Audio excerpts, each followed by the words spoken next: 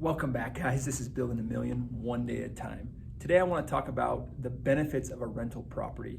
And a lot of people don't understand there's so many more benefits to rental properties than what we actually think of up front.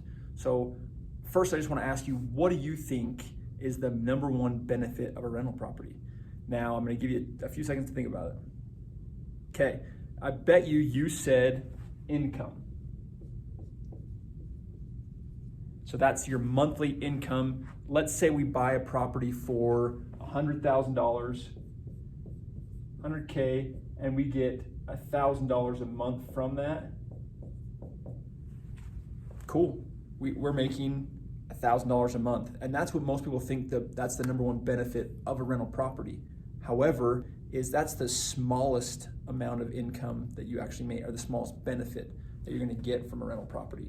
Okay, so what are some of the other benefits? So the first one that we all know, appreciation. My handwriting's not that great. If you buy a property at $100,000 and in 5 years from now it's worth $200,000, it appreciated in value and it was a 100% gain, right? It went from $100,000 to $200,000 and you're gonna make a gain on that really quickly. But let's just say in 1 year, okay? So in 1 year you make about a $12,000 return in income, but on appreciation, let's just say it did double in 5 years. That's a $20,000 increase in 1 year. Okay, so it went from $100,000 to $120,000 that first year. And we're just gonna average it. It may go up 15,000 here and then 25 there, right? But let's just say it 100% gained in 5 years, so that's $20,000 in 1 year, okay? So appreciation. If you would have bought a house from the year 2009 till now, it would have appreciated. Now, we don't know what's gonna happen in the future. The markets have kind of topped out, and because interest rates have gone so high, we've seen house prices stagnate at those high prices, and we're starting to see some reduction in prices. It's gonna happen.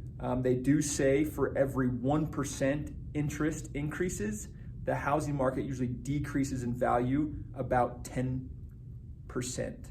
So if you have a $400,000 house and interest rates go up by 1%, then you're looking at about $40,000 decrease in overall evaluation of your home. So, but appreciation is always there. Since the early 1900s till now, we've seen massive appreciation in homes, right? Yes, it does go down, but if it goes down, it generally goes up higher than it was before. And that's what appreciation is, okay? The next one is if it's a rental property, which is what we're talking about, benefits of a rental property, right? Then you would have principal pay down. So let's say we buy a house and rent it out. So now on a rental property, you generally want to put about 20% down. That makes it so you don't have to have payment mortgage insurance. It takes that away, which is usually about a 0.5% interest. So it's gonna save you quite a bit of money if you can put the 20% down. So let's say on this $100,000 home, we put 20% down, which is $20,000, right? And then we let the tenants pay that mortgage, okay? So out of that $12,000 a year you get, you use that money to pay the mortgage. So it wasn't really your money, it was coming from them, right? So you take out a loan for $80,000. Let's just say that $80,000 loan at 4% interest is going to cost you, I don't know, we'll say $400 a month. So now they're paying that principal for you of $400 a month, right? That goes towards paying this principal down. You don't have to worry about that. You put up the 20%, they cover the rest, right? As long as you have that property rented out for the next, 30 years. Now, if you can get a lower term, like a 15-year or a 10-year, this payment's gonna be higher, right? You might be paying that full $1,000 towards it, but it pays it off quicker to where then that's 100% income, okay? So principal pay down, I'm gonna say at $400 a month, you're looking at, actual principal, probably if it's a 30-year, it's a lot less than that the first 15 years.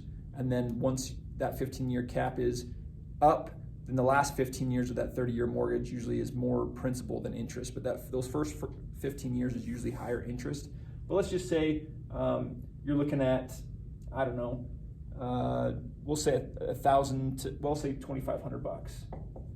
$2,500 towards principal pay down in year one. Okay, So that's great, okay? The last benefit that I think is the biggest, okay, by far the biggest, is your tax benefits. Now, what tax benefits can you get from a rental property? A lot of people ask, well, I don't understand, I don't pay taxes yet, or I get a refund every year, so I don't understand how it's gonna benefit me in taxes. Once you aren't getting a return a refund every year, that means that you have to pay more in taxes, right? And now you have to pay the IRS in April every year versus getting a refund, which happens as you get older and start making more money. So how is this a benefit? Now, number one, this house you can depreciate, okay? So depreciation is something that you can do on any property for 27 years. So if you have a $100,000 house, that's about a $2,700 depreciation that you can take off of what you would owe in taxes. So let's say you made $50,000 this year. You can depreciate your house $2,700 to where you don't have to pay $2,700. Basically, it looks like you made $47,300 instead of $50,000. Does that make sense? And so this depreciation helps out on your taxes, not paying as much. So you don't have to pay for that. You don't have to pay your 20% tax on that $2,700. Does that make sense? And then also, anything that you do to this property becomes tax deductible. So you have to drive over to the house to check on it. On maybe the tenant said there's a leak under the sink or something like that. You have to drive over there.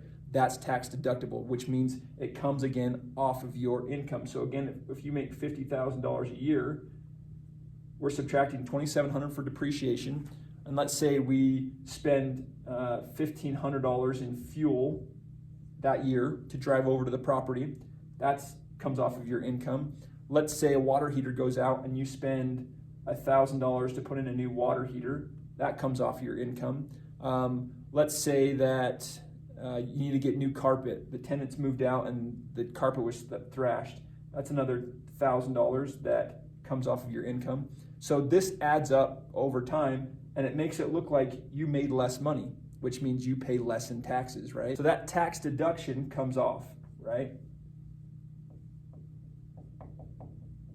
Will come off of your income, which is huge when you think about how much money you're making and how much money you can deduct out of that.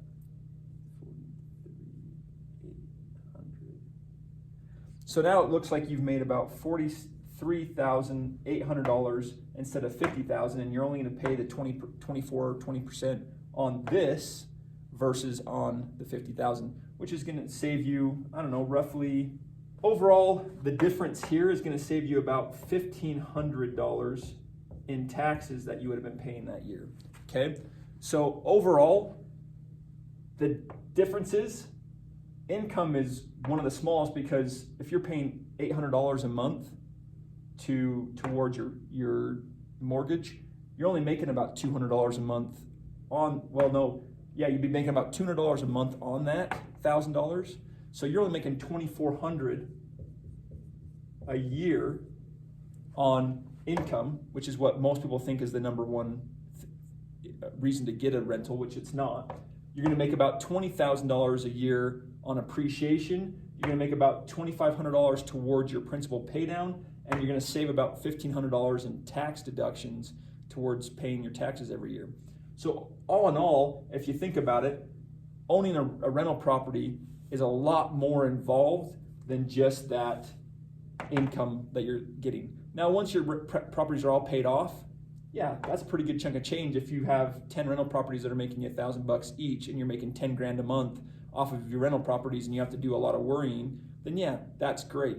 But usually when you're starting out, you have a big mortgage, so the income is going to be your smallest perk towards having that rental property. Now, this is something I wish I would have understood earlier, because what I did was I bought my first house and I wanted to pay cash for it. I paid about $40,000 down and I got a loan for $35,000 and I paid it off in 8 months. Now, for me, I was like, I don't want to have a loan. I don't want to owe anybody any money. I don't want to be liable for anything. So I just want to get it done, taken care of, and I want that income coming in every month. Well, I wasn't able to leverage my money to get myself set up to where I should have been. So even though I have, enough properties now, 7 to 8 properties that are all paid off, I could have had 15 to 20 properties with loans on them, and I could have been claiming the appreciation, the principal pay down, and the tax benefits. Whereas now that they're paid off, I do get appreciation still on it. My principal pay down's gone, right? Because I don't get that anymore. My income level's a little higher, but my tax deductions are pretty low too because they're all paid off. I don't pay interest, and so because of that, I'm not reaping the benefits that I could have been reaping if I would have done it this way. And my appreciation level would have been a lot higher on 20 properties versus 8. So if I would have done that, I would have been a little bit better off, but I didn't understand the concept of this when I first got started. I just saw the income base and not wanting to owe somebody money, which if you're, nervous about the market crashing or something like that, you want to make sure that you're not leveraging yourself too much, because too much leverage, you could end up losing properties or going bankrupt and stuff like that. And you don't want to do that for sure. You want to make sure that you can pay those payments, the principal pay down and interest payment, if nobody was in there. So if you can't afford $1,000 a month, if nobody's in there, you probably shouldn't be buying the property. But if you can afford that with your regular income, then it's a good investment, and you want to leverage yourself out as much as possible, as long as you can still make those payments to reap these bottom 3 benefits. Okay guys, if you like this video and you want to find out more, make sure you subscribe down below to my channel, Chase Powell. I try to upload a video on personal finance and investing at least once a week. If you like this video specifically and you made it all the way through to this point, make sure you click that like button. It helps me out, helps out the YouTube algorithm so that I can get out to more people so more people can see it.